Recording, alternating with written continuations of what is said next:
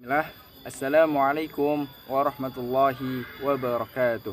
Alhamdulillah wassalatu wassalamu ala Rasulillah nabiyina Muhammad wa ala alihi wa sahbihi wa man walah, amma ba'du. Teman-teman sekalian, kelas 1 akhwat yang semoga dirahmati oleh Allah Subhanahu wa taala. Insyaallah pada pertemuan kali ini kita akan melanjutkan materi al-adab al-islami. Insyaallah kita akan melanjutkan pembahasan kita di bab yang ketiga, yaitu tentang ketertiban. Ya, kita akan melanjutkan ke bagian B, yaitu tentang sholat di masjid dengan tertib. Nah, teman-teman sekalian, sebelum kita mulai pembelajarannya, yuk sama-sama kita berdoa terlebih dahulu agar apa yang nanti disampaikan bisa kita pahami dengan baik, dan juga apa yang nanti disampaikan semoga bisa bermanfaat untuk kita semua. Kita berdoa dulu yuk. Allahumma anfa'ni bima 'allamtani wa 'allimni ma yanfa'uni wa zidni ilman. Amin ya rabbal alamin.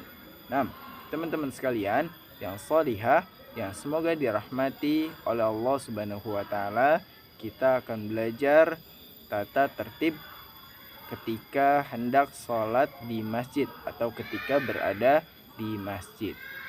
Teman-teman sekalian, kita telah belajar bahwasannya ketertiban perlu kita terapkan di setiap tempat, ya, di semua tempat.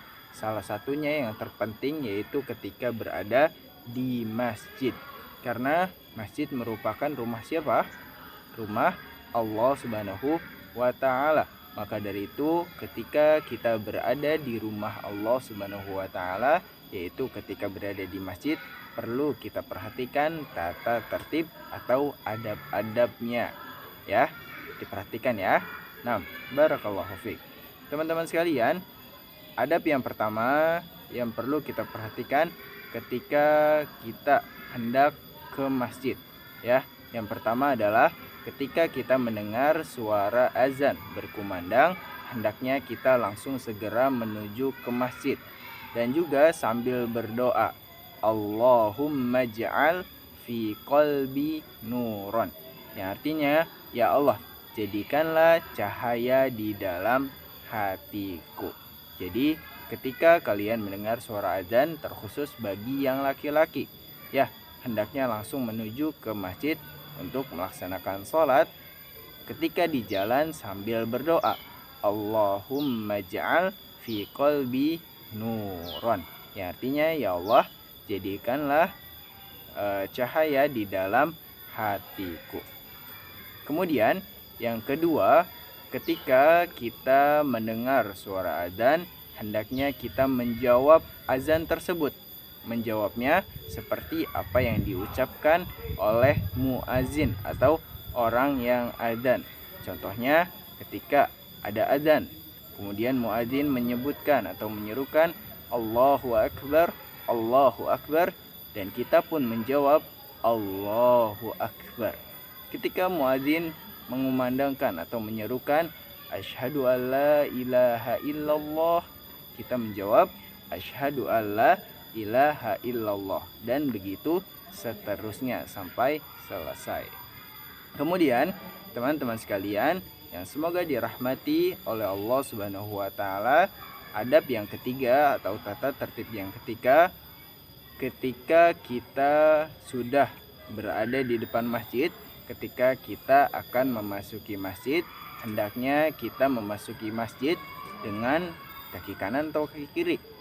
Kaki kanan, ya, dengan kaki kanan sambil berdoa Allahumma gfirli dunubi waftahli abwaba rahmatik. Yang artinya, ya Allah, ampunilah dosa-dosaku dan bukakanlah bagiku pintu rahmat-rahmatmu. Ya, jangan lupa ya, ketika masuk masjid itu dengan kaki kanan sambil berdoa Allahumma gfirli dunubi waftahli abwaba rahmatik, atau yang pendek boleh Allahumma ftahli abwaba rahmatik. Yang artinya, ya Allah, ampunilah dosa-dosaku dan bukakanlah bagiku pintu-pintu rahmatmu. Kemudian teman-teman sekalian, setelah teman-teman sudah baca doa sambil masuk masjid menggunakan kaki kanan terlebih dahulu, hendaknya sebelum kita duduk sambil menunggu iqomah, hendaknya kita setelah masuk masjid langsung sholat 2 rakaat.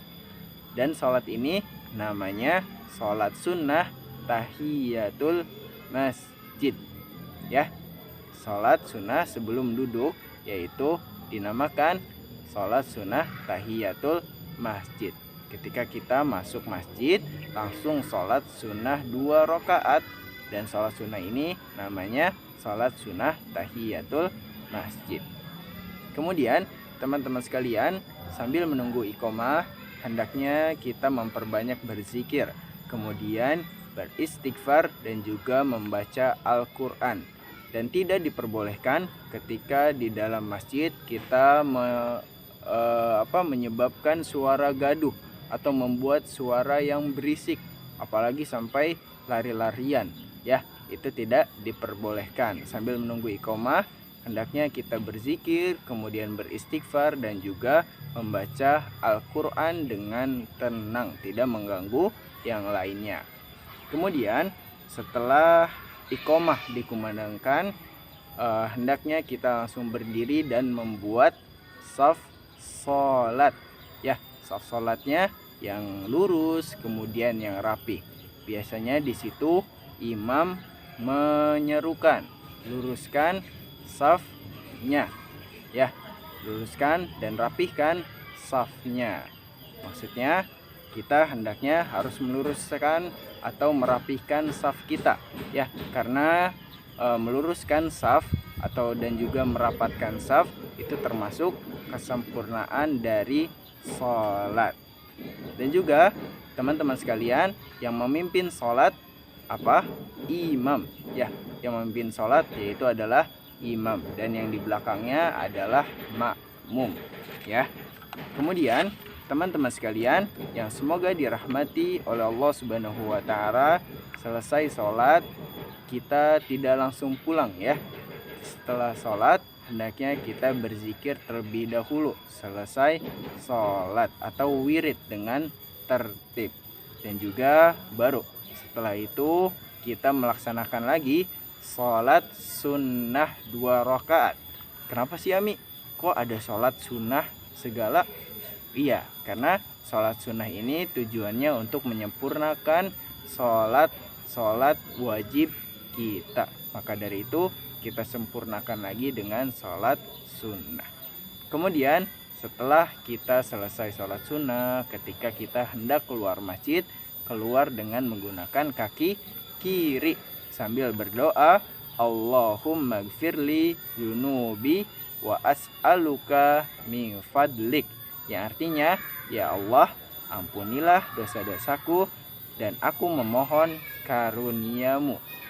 Ya, jangan lupa ya, ketika keluar masjid pakai kaki kiri, ya, sambil berdoa, Allahumma gfirli dunubi wa as'aluka min fadlik, atau yang pendek juga boleh, Allahumma gfirli wa as'aluka min fadlik, ya, dipraktekkan dan jangan lupa untuk diamalkan di kehidupan kita sehari-hari ketika kita hendak menuju masjid atau ketika kita hendak sholat di masjid.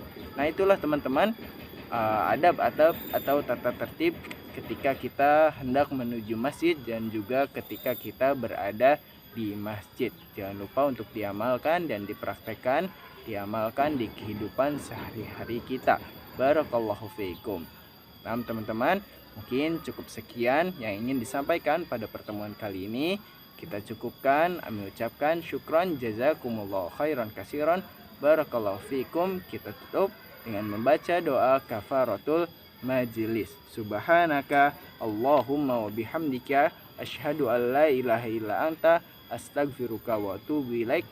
Assalamualaikum warahmatullahi wabarakatuh.